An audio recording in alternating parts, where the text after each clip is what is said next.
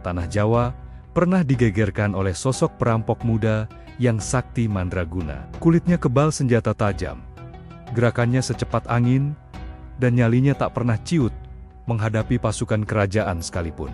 Dialah Brandal Lokajaya, sosok yang ditakuti para bangsawan korup, namun diam-diam dipuja oleh rakyat kecil karena sering membagikan harta rampokannya. Ia merasa dirinya adalah pahlawan. Ia merasa dirinya paling benar. Kesombongannya setinggi langit karena merasa tak ada manusia yang mampu mengalahkannya. Namun, kesombongan sang Robin Hood Jawa ini hancur lebur hanya dalam satu kedipan mata. Bukan oleh pasukan bersenjata, bukan oleh raja yang berkuasa, melainkan oleh seorang kakek tua berjubah putih yang ia hadang di tengah hutan angker. Saat Lokajaya menodongkan kerisnya, kakek itu hanya tersenyum tenang. Dan dengan satu tunjukan tongkatnya, buah aren yang menggantung di pohon seketika berubah menjadi emas murni yang berkilauan. Seketika itu juga, lutut sang Brandal lemas. Hatinya bergetar hebat melihat karomah tingkat tinggi yang belum pernah ia saksikan seumur hidup. Siapakah sebenarnya kakek misterius itu? Dan bagaimana percakapan singkat mereka mampu mengubah seorang perampok kejam menjadi salah satu wali paling berpengaruh di Nusantara? Kisah ini bukan sekadar dongeng, tapi perjalanan spiritual menemukan Tuhan. Sebelum kita saksikan detik-detik keramat pertarungan dua manusia sakti ini, silakan tekan tombol subscribe dan nyalakan loncengnya sekarang juga. Mari kita dukung channel ini agar terus menyebarkan sejarah dan hikmah para kekasih Allah. Sudah siap? Mari kita masuk ke Hutan Jatiwangi. Sahabat, mari kita putar waktu mundur ke masa kejayaan Kerajaan Majapahit yang mulai meredup. Di pesisir utara Pulau Jawa, terdapat sebuah kadipaten yang makmur dan ramai pelabuhannya, yaitu Tuban. Di sanalah hidup seorang pemuda tampan, gagah perkasa, dan memiliki garis keturunan ningrat yang sangat dihormati. Namanya adalah Raden Said. Dia bukan pemuda sembarangan. Ayahnya adalah penguasa Tuban itu sendiri, Sang Adipati Tumenggung Wilwatikta. Secara logika, hidup Raden Said seharusnya sempurna. Ia tinggal di istana kadipaten yang megah, makanannya lezat, pakaiannya sutra halus, dan ia dilayani oleh puluhan dayang. Masa depannya cerah, digadang-gadang akan menggantikan ayahnya menjadi pemimpin Tuban. Namun, ada kegelisahan yang membakar dada Raden Said setiap malam. Jiwanya memberontak. Mengapa? Karena setiap kali ia keluar dari gerbang istana, ia melihat pemandangan yang menyayat hati. Rakyat Tuban menjerit kelaparan. Tulang-tulang rusuk mereka menonjol karena kurang gizi. Sementara di dalam lumbung istana ayahnya, beras menumpuk sampai berjamur. Sementara para pejabat kadipaten berpesta pora menarik pajak yang mencekik leher rakyat kecil. Hati nurani Raden Said tidak bisa menerima ketimpangan ini. Darah mudanya mendidih melihat ketidakadilan di depan mata. Ia bertanya pada ayahnya, tapi jawabannya hanyalah tentang aturan kerajaan dan upeti untuk Majapahit. Ia protes pada para pejabat, tapi ia dianggap anak kecil yang tidak tahu politik. Putus asa dengan sistem yang bobrok, Raden Said mengambil jalan pintas yang berbahaya. Ia memutuskan untuk menegakkan keadilan dengan tangannya sendiri. Malam itu, ia menanggalkan jubah kebangsawanannya. Ia memakai topeng hitam. Ia menyelinap masuk ke gudang penyimpanan hasil bumi Kadipaten Gudang milik ayahnya sendiri. Dengan kesaktian dan ilmu kanuragan yang tinggi, ia mencuri bahan-bahan makanan itu. Tapi, ia tidak memakannya sebutir pun. Di tengah kegelapan malam, sosok misterius itu memanggul karung-karung beras, melompati pagar Rumerama Gubuk Reot, dan meletakkan sedekah itu diam-diam di depan pintu janda-janda tua dan fakir miskin. Pagi harinya, rakyat Tuban gempar. Mereka bersujud syukur menemukan makanan di depan pintu mereka. Mereka mengira malaikat telah turun. Padahal, malaikat itu adalah putra adipati mereka sendiri yang kini menjadi buronan. Aksi Raden Said semakin menjadi-jadi. Ia tidak lagi hanya mencuri dari gudang ayahnya, tapi mulai merampok orang-orang kaya yang pelit dan pejabat korup yang lewat di wilayahnya. Namanya mulai dikenal sebagai Brandal Lokajaya. Nama yang berarti penguasa dunia atau penguasa wilayah. Sosok yang ditakuti para penjahat kerah putih, tapi dirindukan oleh rakyat jelata. Raden Said merasa dirinya benar. Ia merasa dirinya pahlawan. Ia mabuk oleh rasa keadilan versinya sendiri. Ia lupa bahwa tujuan yang mulia tidak akan pernah bisa dicapai dengan cara yang kotor. Ia lupa bahwa mencuri tetaplah mencuri, meskipun untuk sedekah. Inilah awal mula kesesatan Raden Said. Seorang bangsawan yang hatinya emas, tapi jalannya tersesat di lorong gelap. Kesombongan mulai merasuki hatinya. Ia merasa tidak butuh nasihat siapapun, karena ia merasa paling tahu penderitaan rakyat. Hingga akhirnya, takdir mempertemukannya dengan seorang guru agung yang akan meruntuhkan egonya hingga titik nadir. Bagaimana keangkeran hutan tempat Lokajaya beraksi, dan seberapa mengerikan reputasinya? Sahabat, mari kita bergeser ke sebuah wilayah yang paling ditakuti di perbatasan Tuban. Tempat itu bernama Hutan Jatiwangi. Hutan ini bukan sembarang hutan. Pohon-pohon jatinya tumbuh rapat menjulang tinggi, seolah menutupi cahaya matahari. Suasananya lembab, gelap, dan sunyi. Tidak ada suara burung berkicau. Yang ada hanyalah suara jangkrik dan gesekan daun kering yang tertiup angin. Dulu, hutan ini adalah jalur perdagangan yang ramai dilewati saudagar kaya dan pejabat kerajaan. Tapi, sejak Raden Said meninggalkan istana dan menanggalkan gelar kebangsawanannya, Hutan Jatiwangi berubah menjadi wilayah neraka bagi orang-orang kaya. Disinilah Branda Lokajaya mendirikan kerajaannya. Ia bukan lagi pangeran yang halus budi bahasanya. Ia telah bermetamorfosis menjadi sosok yang keras, dingin, dan menakutkan. Ia memakai pakaian serba hitam, wajahnya tertutup kain, dan di pinggangnya terselip keris pusaka. Reputasinya menyebar cepat dari mulut ke mulut. Para pedagang yang lewat gemetar ketakutan hanya mendengar namanya. Banyak cerita beredar bahwa Lokajaya memiliki ilmu rawa rontek atau sejenisnya. Tubuhnya kebal bacok, kulitnya sekeras baja, panah-panah para pengawal saudagar tidak mempan menembus dadanya. Pedang-pedang tajam patah saat menyentuh kulitnya. Gerakannya, jangan ditanya. Ia bergerak secepat angin sepi angin. Tahu-tahu sudah ada di atas pohon tahu sudah ada di belakang leher korbannya. Pasukan kadipaten yang dikirim ayahnya untuk menangkapnya pun pulang dengan tangan hampa. Atau pulang dengan rasa malu, karena dipermainkan oleh sang berandal. Lokajaya merasa dirinya adalah raja hutan. Ia merasa dirinya adalah hakim jalanan. Setiap kali ia berhasil merampok saudagar pelit dan membagikan hartanya ke rakyat miskin, egonya semakin melambung tinggi. Ia merasa, akulah penegak keadilan sejati. Hukum kerajaan itu tumpul, tapi hukumku tajam. Kesombongan spiritual mulai merasuki hatinya tanpa ia sadari. Ia merasa tak terkalahkan. Ia merasa perbuatannya diridhoi Tuhan karena tujuannya mulia. Ia lupa bahwa Allah itu maha baik dan hanya menerima yang baik. Allah tidak butuh harta haram untuk menolong hambanya. Hutan Jatiwangi menjadi saksi bisu bagaimana seorang pemuda yang niatnya suci perlahan-lahan tenggelam dalam kegelapan caranya sendiri. Hingga pada suatu siang yang terik, kesunyian hutan itu pecah. Bukan oleh suara pasukan berkuda, bukan oleh suara gerobak pedagang, melainkan oleh suara tongkat kayu yang daik-tik katuken dengan tenang ke tanah. Tuk, tuk, tuk. Siapa yang berani masuk ke sarang macan ini sendirian?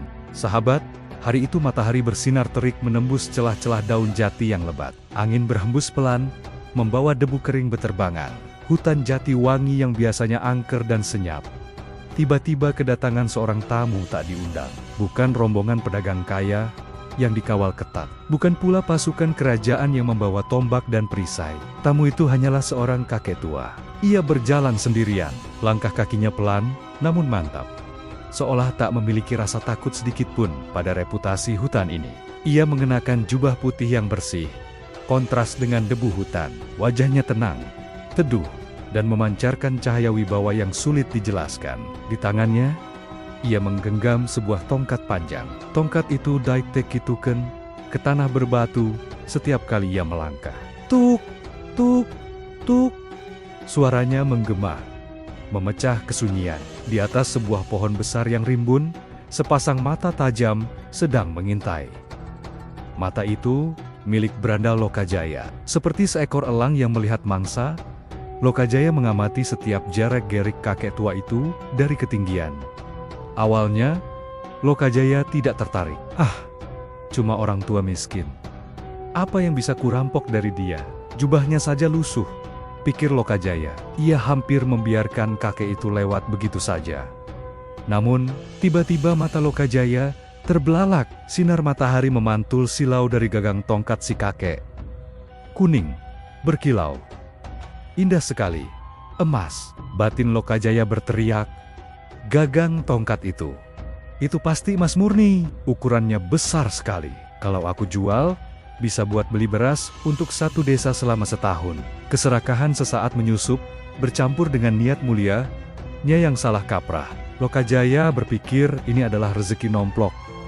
Targetnya kali ini sangat mudah. Hanya seorang kakek renta. Sendirian. Tanpa senjata. Tanpa pengawal. Tinggal gertak sedikit, pasti tongkat itu diserahkan. Tanpa berpikir panjang, Lokajaya mengeratkan pegangannya pada keris di pinggang. Ia bersiap melompat. Ia tidak tahu bahwa orang tua yang ia incar bukanlah manusia sembarangan. Ia tidak tahu bahwa ia sedang membangunkan singa Allah yang sedang tidur. Detik-detik ketegangan pun dimulai. Lokajaya mengambil ancang-ancang. Dan, bagaimana reaksi sang kakek saat dihadang perampok paling ditakuti di tanah Jawa? Sahabat, hutan jati wangi seketika mencekam. Angin berhenti berhembus. Burung-burung gagak di kejauhan berhenti berkoak. Seolah alam semesta menahan napas.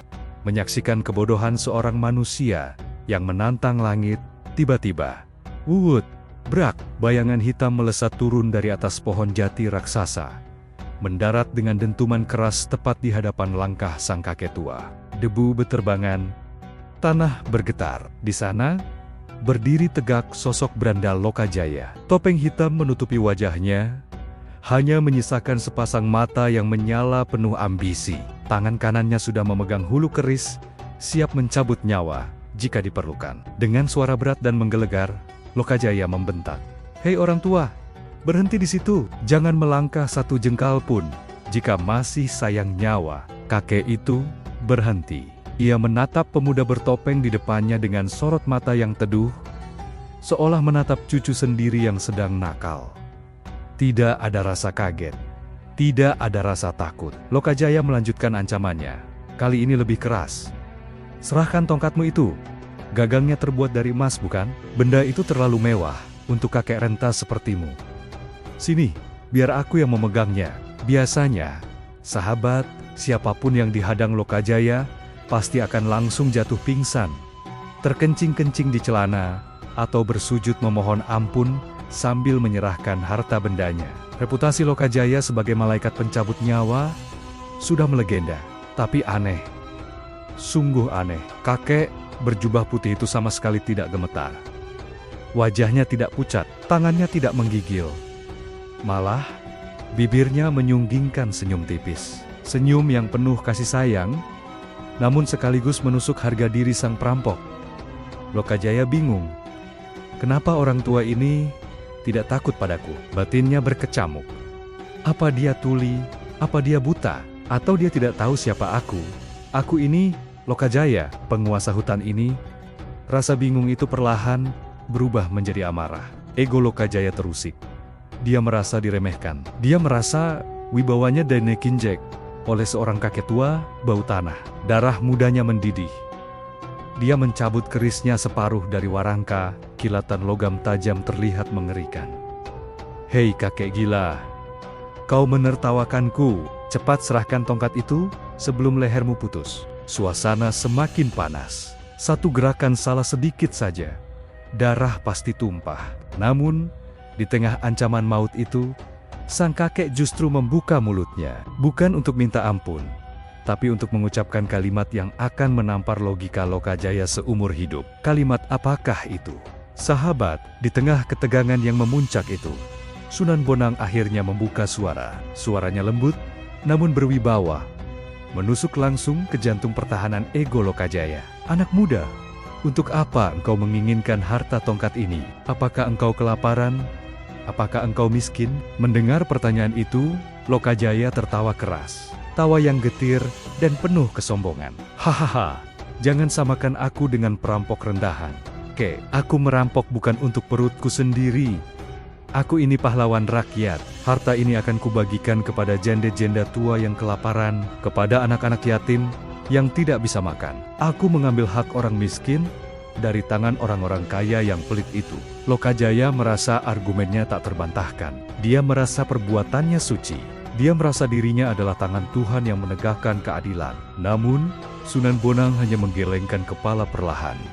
Tatapan matanya menyiratkan rasa kasihan yang mendalam. Beliau berkata dengan kalimat yang sangat terkenal hingga detik ini, "Niatmu mulia, anak muda, tapi caramu kotor." Lokajaya terdiam. Alisnya berkerut. Sunan Bonang melanjutkan, "Ketahuilah, Allah itu zat yang maha baik, Taib, dan Allah hanya menerima sesuatu yang baik. Jika engkau bersedekah dengan barang haram, itu ibarat engkau mencuci pakaian yang kotor dengan air kencing." Jeleb. Kalimat itu menghunjam dada Lokajaya. Mencuci baju dengan air kencing, batinnya kaget. "Ya," lanjut Sunan Bonang, "pakaian itu memang basah. Tapi ia tidak akan menjadi suci, malah ia akan semakin bau, semakin najis, dan semakin menjijikkan. Bagaimana mungkin engkau mendekatkan diri kepada Allah dengan cara melanggar larangannya? Bagaimana mungkin engkau menolong hamba Allah dengan cara menzalimi hambanya yang lain?" Logika Lokajaya, sang Robin Hood itu, seketika goyah. Selama ini dia dipuja rakyat, selama ini dia merasa benar. Tapi di hadapan kakek tua ini, argumennya terasa rapuh. Seperti kerupuk, harta haram tetaplah haram, walau dibungkus niat semulia apapun. Wajah di balik topeng Lokajaya memerah padam. Dia malu, tapi egonya sebagai penguasa hutan tidak mau kalah begitu saja. Rasa malu itu berubah menjadi amarah yang meledak-ledak. Dia tidak terima dikuliahi oleh kakek bau tanah di wilayah kekuasaannya sendiri. Tangannya mencengkeram keris semakin erat. Urat-urat lehernya menonjol keluar. Dia siap menyerang. Dia siap membungkam mulut kakek tua yang berani meruntuhkan keyakinannya itu. "Cukup ceramahmu, orang tua. Kau tidak tahu apa-apa tentang penderitaan rakyat? Apa yang akan terjadi selanjutnya saat amarah beradu dengan ketenangan?" Dan bagaimana Sunan Bonang merespon ancaman fisik yang sudah di depan mata? Sahabat Jendela Azmi, suasana di hutan Jatiwangi kini banner-banner berada di titik nadir. Udara terasa panas mencekik, bukan hanya karena terik matahari, tapi karena aura kemarahan yang meluap-luap dari sang penguasa hutan. Perumpamaan mencuci baju dengan air kencing yang diucapkan Sunan Bonang tadi, ibarat tamparan keras yang mendarat tepat di wajah harga diri Lokajaya. Bagi seorang jawara yang dipuja rakyat sebagai pahlawan, kata-kata itu sangat menyakitkan. Ia merasa niat sucinya dinistakan. Ia merasa perjuangannya membela orang miskin dianggap sampah oleh kakek tua ini. Wajah di balik topeng Lokajaya memerah padam. Napasnya memburu kasar, terdengar seperti dengusan banteng yang siap menyeruduk. Urat-urat di lehernya menonjol keluar, menandakan emosi yang sudah diubun-ubun. "Kurang ajar," desis Lokajaya. "Berani sekali kau menghinaku di wilayah kekuasaanku sendiri." Perlahan, tangan kekar Lokajaya bergerak menuju pinggang. Jari jemarinya mencengkeram hulu keris luk 7 miliknya. Dan seraat, suara logam beradu dengan warangka kayu terdengar menyayat hati. Keris pusaka itu akhirnya terhunus. Bilahnya berkilauan mengerikan, seolah haus akan darah. Lokajaya melangkah maju, 1 langkah, 2 langkah. Tanah bergetar di bawah kakinya. Ia menodongkan ujung keris itu tepat ke arah leher Sunan Bonang. Jaraknya hanya tinggal sejengkal dari kulit keriput sang kakek. Dengan suara menggelegar yang mengguncang pepohonan, Lokajaya berteriak, "Cukup ocehanmu, orang tua. Kau pikir kau siapa? Aku tidak butuh nasihat suci darimu. Rakyatku butuh makan, janda-janda tua butuh beras, anak-anak yatim butuh pakaian. Mereka tidak butuh ceramah kosong sepertimu. Jika kau memang orang suci, mana buktinya? Apa kau bisa memberi makan 1 desa dengan doa-doamu itu?" "Hah?" Lokajaya tertawa meremehkan. "Serahkan tongkat emas itu sekarang juga, atau hutan ini akan menjadi kuburanmu tanpa nisan." Ancaman itu nyata. Maut sudah di depan mata. Namun, sahabat, apa yang terjadi? Lihatlah reaksi Sunan Bonang. Beliau tidak bergeming sedikit pun. Beliau tidak mundur selangkah pun. Bahkan, Mata beliau tidak berkedip melihat kilatan senjata tajam itu. Sunan Bonang justru menghela napas panjang. Napas yang penuh rasa iba. Napas seorang ayah yang melihat anaknya sedang tersesat jauh. Beliau menatap mata Lokajaya dalam-dalam. Tatapan itu begitu teduh. Menembus topeng, menembus kulit, langsung menyentuh jiwa Lokajaya yang gersang. Dengan nada suara yang sangat tenang, kontras dengan teriakan Lokajaya, Sunan Bonang berkata, "Anak muda, kasihan sekali engkau jika matamu hanya tertuju pada kilauan logam kuning ini. Jika kau mengira kebahagiaan dan solusi hidup itu hanya ada pada harta benda duniawi, maka betapa miskinnya hatimu." Lokajaya semakin geram, dia merasa dipermainkan. Kata-kata lembut itu justru membakar egonya semakin panas. Dia mengangkat kerisnya tinggi-tinggi, siap menebas. Tapi Sunan Bonang mengangkat tangan kirinya perlahan, isyarat untuk berhenti. "Tunggu," kata beliau, lembut. "Kau begitu menginginkan emas ini untuk rakyatmu? Kau rela membunuh nyawa tak berdosa demi logam ini?" Sunan Bonang menancapkan tongkatnya keras-keras ke tanah. "Brok, ambillah jika kau mampu. Bagiku, emas ini tak lebih berharga daripada lumpur yang kuijak. Harta dunia tidak ada artinya di mata para kekasih Allah." Lokajaya tertegun sejenak. Matanya membelalak heran. Apa maksud kakek ini? Dia gila atau sakti? Kenapa dia begitu meremehkan emas? Di tengah kebingungan itu, Sunan Bonang melanjutkan kalimatnya. "Sebuah tantangan iman yang akan meruntuhkan logika sang berandal. Jika kau memang sangat butuh emas, lihatlah ke belakangmu. Anak muda, lihatlah pohon aren kolang-kaling yang buahnya sedang lebat menggantung itu." Sunan Bonang mengangkat telunjuknya, mengarah ke pohon aren tua di belakang punggung Lokajaya.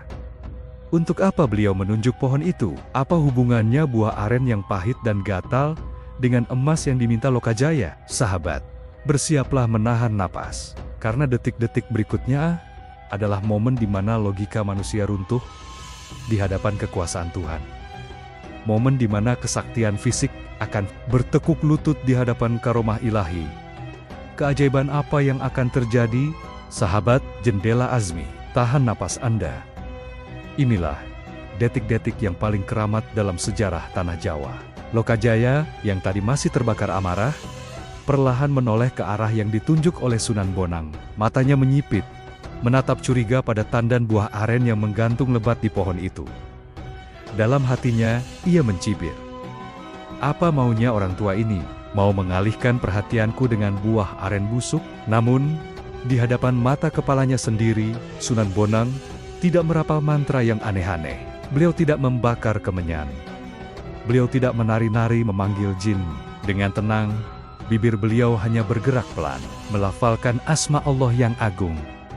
Telunjuk beliau yang keriput itu terarah lurus ke buah-buah aren tersebut.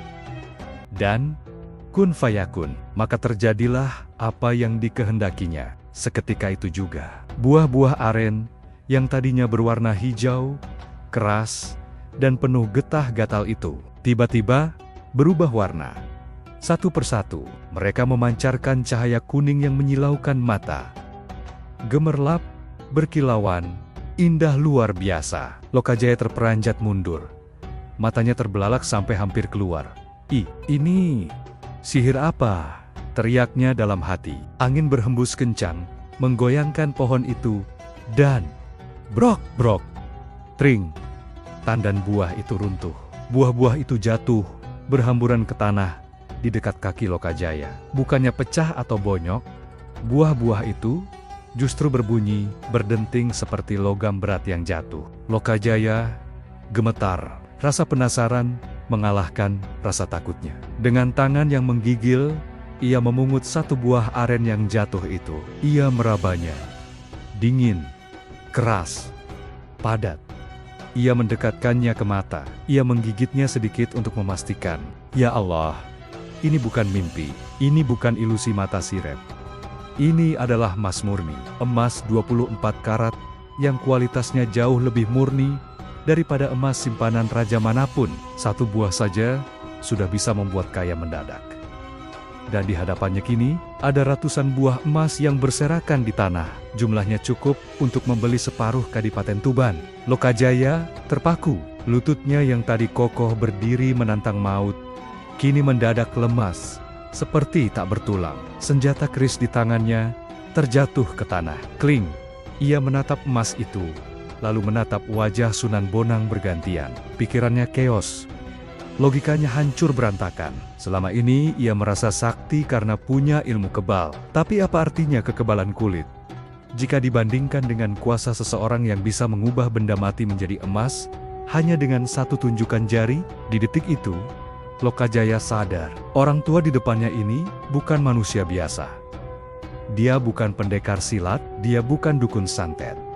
Dia adalah waliullah, kekasih Allah yang sesungguhnya, manusia yang dunia ini sudah tunduk di bawah telapak kakinya. Emas yang selama ini dikejar-kejar Lokajaya dengan cara merampok, membunuh, dan meneror, bagi Sunan Bonang hanyalah mainan sepele yang bisa diciptakan dari buah aren. Betapa kecilnya Lokajaya, betapa hinanya usahanya selama ini. Kesombongan sang raja hutan itu hancur lebur seketika dihantam cahaya karomah. Lalu, apa yang dilakukan Lokajaya selanjutnya?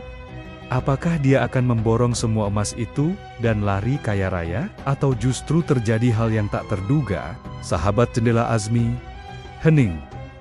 Hutan Jatiwangi yang biasanya penuh aura membunuh, kini senyap. Yang terdengar hanyalah suara napas Lokajaya yang tersengal-sengal, seolah ia baru saja lari dikejar harimau. Di tangan kanannya masih tergenggam buah aren yang telah berubah menjadi emas murni itu. Tapi anehnya, alih-alih merasa gembira karena mendadak kaya raya, Lokajaya justru merasakan ketakutan yang luar biasa. Bukan takut mati dibunuh, tapi takut pada kebesaran Allah yang baru saja diperlihatkan di depan matanya. Selama ini, Lokajaya merasa dirinya paling hebat, paling sakti, paling benar. Ia merasa bisa mengatur dunia dengan ujung kerisnya. Tapi di hadapan kakek tua ini, kesaktiannya, ilmu kebalnya, dan otot-otot bajanya terasa tak lebih dari debu yang tak berdaya. Hatinya berteriak, siapakah orang ini? Bagaimana mungkin dia bisa memerintah alam semesta hanya dengan telunjuknya? Jika dia mau, dia bisa saja mengubah jantungku menjadi batu detik ini juga. Perlahan, jemari Lokajaya melemas. Buah emas yang sangat mahal itu terlepas dari genggamannya. Tuk! Emas itu jatuh menggelinding di tanah, bercampur dengan debu. Lokajaya tidak mempedulikannya lagi. Matanya nanar menatap wajah teduh Sunan Bonang. Tiba-tiba, pertahanan jiwa sang berandal runtuh seketika. Tubuh kekarnya yang ditakuti ribuan prajurit itu ambruk, lututnya menghantam tanah. Ia tidak sanggup lagi berdiri. Kakinya gemetar hebat menahan beban dosa dan kesombongan yang selama ini ia pikul. Air mata mulai menetes dari balik topeng hitamnya. Air mata pertama setelah bertahan tahan, ia mengeraskan hati. Air mata penyesalan seorang hamba yang baru saja ditemukan kembali oleh Tuhannya. Lokajaya merangkak mendekat. Ia, yang pantang menunduk pada raja manapun, kini bersujud mencium kaki Sunan Bonang yang berdebu. Suaranya parau, pecah oleh isak tangis yang meledak. Ampun. Ampunilah hamba, Kiai. Hamba salah. Hamba tersesat. Hamba kira hamba sudah hebat, ternyata hamba hanyalah butiran pasir yang hina. Lokajaya menangis sejadi-jadinya. Ia melepaskan keris pusakanya. Ia melepaskan topeng kebanggaannya. Ia merasa malu. Malu pada Tuhan, malu pada semesta, dan malu pada dirinya sendiri. Wahai Guru Agung, ratap Lokajaya, emas itu tidak hamba butuhkan lagi. Harta dunia ini sampah bagi hamba sekarang. Yang hamba butuhkan adalah ilmu panjenengan. Ajari hamba cara memiliki hati sebersih itu. Ajari hamba mengenal siapa yang memberi kekuatan pada tongkat itu. Sunan Bonang tersenyum. Beliau tidak menendang kepala perampok itu. Beliau tidak menghinanya. Dengan penuh kasih sayang, tangan beliau yang lembut mengusap kepala Lokajaya, bagaikan air sejuk yang menyiram bara api yang panas. Bangunlah, anakku, kata Sunan Bonang. Pintu taubat Allah seluas langit dan bumi. Jika engkau sanggup-sanggup ingin kembali, maka Allah akan berlari menyambutmu. Namun, jalan menuju Allah itu tidak mudah. sahabat. Tidak semudah membalikan telapak tangan. Lokajaya yang ingin berguru harus membayar mahar yang sangat berat. Bukan dengan uang, bukan dengan emas, tapi dengan kesabaran tingkat dewa. Syarat gila apa yang diberikan Sunan Bonang untuk menguji kesungguhan mantan perampok ini? Sahabat, Jendela Azmi, setelah memberikan pelajaran berharga itu, Sunan Bonang tidak banyak bicara. Beliau hanya tersenyum tipis, membalikkan badannya, lalu melangkah pergi meninggalkan Lokajaya yang masih bersimpuh di tanah. Beliau berjalan tenang menyusuri pinggiran sungai, seolah tidak terjadi apa-apa. Melihat sosok cahaya itu hendak pergi, hati Lokajaya panik. Ia sadar, jika ia membiarkan orang tua ini pergi, mungkin seumur hidup ia akan tersesat dalam kegelapan selamanya. Emas di tanah tidak lagi menarik baginya. Harta rampokan tidak ada artinya. Yang ia inginkan hanya satu, hidayah. Lokajaya bangkit dengan sisa tenaganya. Ia berlari mengejar langkah Sunan Bonang. Ia terjatuh, bangkit lagi, tersandung akar pohon, bangkit lagi. Napasnya memburu, air matanya bercucuran. "Tunggu guru, tunggu saya," teriaknya parau. "Jangan tinggalkan hamba dalam kegelapan. Izinkan hamba ikut, izinkan hamba mengabdi." Sunan Bonang berhenti di tepi sebuah sungai yang deras alirannya. Beliau menoleh, tatapannya tajam menyelidik ke dalam mata Lokajaya. "Anak muda," kata beliau, "menjadi muridku itu berat. Jalan menuju Allah itu penuh duri, bukan hamparan permadani. Kau terbiasa hidup sebagai raja hutan, terbiasa memerintah, terbiasa bergerak bebas. Apakah kau sanggup mematikan hawa nafsumu?" Lokajaya mengangguk mantap tanpa ragu sedikitpun. "Hamba sanggup, guru. Apapun syaratnya, nyawa pun hamba berikan." Sunan Bonang tersenyum penuh arti. Beliau tidak menyuruh Lokajaya sholat ribuan rakaat. Beliau tidak menyuruh puasa setahun penuh. Ujian bagi seorang mantan perampok yang liar dan tidak sabaran adalah diam. Sunan Bonang kemudian menancapkan tongkat kayunya di pinggir kali sungai itu. Tanah yang lembab memegang erat tongkat sederhana itu. "Jika kau benar-benar sanggu-sangga, jagalah tongkatku ini. Tunggulah di sini. Jangan beranjak sejengkal pun. Jangan tidur. Jangan makan. Jangan pergi kemanapun, sampai aku kembali mengambilnya." Syarat yang terdengar sederhana, tapi sesungguhnya sangat mematikan bagi ego manusia. Bayangkan, sahabat, disuruh menunggu tanpa kepastian waktu. Bisa sehari, bisa seminggu, bisa bertahun-tahun. Di pinggir sungai yang dingin, banyak nyamuk dan binatang buas, sendirian, dalam sepi. Tapi Lokajaya sudah bulat tekadnya. Dia, Raden Said, yang dulunya tidur di kasur empuk istana, kini duduk bersila di atas tanah becek. Dia menatap tongkat itu, laksana menatap pusaka paling berharga. Sunan Bonang pun pergi, menghilang di balik rimbunnya hutan, meninggalkan Lokajaya sendirian dengan kesunyiannya. Hari berganti minggu, minggu berganti bulan, bulan berganti tahun. Akar-akar pohon mulai menjalar, melilit tubuhnya. Semak belukar mulai menutupi wajahnya. Lumut mulai tumbuh di kulitnya. Tubuhnya kaku tak bergerak, tapi jiwanya sedang melakukan perjalanan spiritual maha dahsyat, menembus langit ketujuh. Ia sedang mematikan dirinya sebelum mati. Ia sedang berperang melawan musuh terbesar manusia, dirinya sendiri. Apakah Lokajaya berhasil lulus dari ujian kesabaran tingkat dewa ini? Dan bagaimana wujudnya? Setelah bertahan-tahan, bertapa menjaga tongkat sang guru, sahabat Jendela Azmi, waktu terus berjalan tanpa henti. Musim kemarau berganti musim hujan, daun-daun gugur dan tumbuh kembali. Hutan Jatiwangi yang dulu angker, kini menjadi saksi bisu sebuah pertapaan agung. Di pinggir sungai itu, sosok Raden Said sudah tidak terlihat lagi wujud manusianya. Tubuhnya telah menyatu dengan alam. Akar-akar pohon melilit kakinya, semak belukar menutupi seluruh badannya. Lumut tebal menyelimuti kulitnya. Ia diam mematung. Napasnya halus, nyaris tak terdengar. Ia telah berhasil mematikan dirinya sebelum mati. Ia telah berhasil membunuh egonya, kesombongannya, dan hawa nafsunya. Hingga suatu hari, langkah kaki tenang itu terdengar kembali. Tuk, tuk, tuk. Sunan Bonang datang menepati janjinya. Beliau melihat gundukan tanah yang dipenuhi akar itu. Wajah beliau bersinar cerah. Beliau tahu, muridnya telah lulus ujian terberat. Dengan penuh kasih sayang, Sunan Bonang membersihkan rumput liar yang menutupi tubuh muridnya. Beliau memercikan air sungai ke wajah yang tertutup debu tahunan itu. "Bangunlah, Raden Said," bisik Sunan Bonang lembut. "Tidurnyamu sudah cukup panjang." Perlahan, kelopak mata itu terbuka. Bukan lagi mata liar seorang perampok yang haus darah, melainkan mata bening seorang bayi yang baru lahir kembali. Suci, tenang, penuh cahaya ilahiyah. Raden Said mencoba menggerakkan tubuhnya yang kaku. Tulang-tulangnya berbunyi. Ia bersujud syukur di kaki gurunya. Ia tidak lagi meminta emas. Ia tidak lagi meminta kesaktian. Yang ia rasakan hanyalah kedamaian yang luar biasa. Rasa yang belum pernah ia temukan di tumpukan harta manapun. Hari itu, di pinggir kali yang sunyi, Sunan Bonang memberikan nama baru. Sebuah gelar yang kelak akan harum di seluruh Nusantara.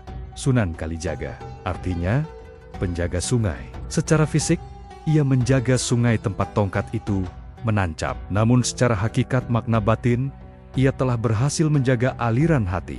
Ia mampu membendung sungai hawa nafsu yang deras dan membiarkan sungai hidayah Allah mengalir jernih dalam dirinya. Sahabat, inilah akhir perjalanan sang beranda Lokajaya. Ia yang dulu mengejar emas dengan pedang, kini justru mewariskan emas yang sesungguhnya kepada kita semua. Bukan logam mulia, melainkan akhlak, budaya, dan Islam yang damai. Lihatlah, betapa indahnya skenario Tuhan. Allah mengubah seorang penjahat paling ditakuti, menjadi wali paling dicintai, hanya karena satu titik balik. Runtuhnya kesombongan. Pesan moral untuk kita hari ini sangat jelas. Jangan pernah merasa diri paling benar. Jangan pernah merasa diri paling suci. Emas, jabatan, dan kesaktian duniawi tidak ada harganya jika hati kita kotor. Harta yang berkah itu bukan yang banyak jumlahnya, tapi yang bisa mendekatkan kita pada Sang Pencipta. Terima kasih telah menemani perjalanan spiritual Raden Said dari kegelapan menuju cahaya. Semoga kisah ini menjadi pelita bagi hati kita yang mungkin sedang redup. Jika Anda merasakan getaran hikmah dari video ini, jangan biarkan berhenti di Anda. Tekan tombol like, bagikan share ke orang-orang tersayang, dan subscribe untuk terus menggali mutiara sejarah para wali songo. Sampai jumpa di kisah penuh hikmah selanjutnya. Wassalamualaikum warahmatullahi wabarakatuh.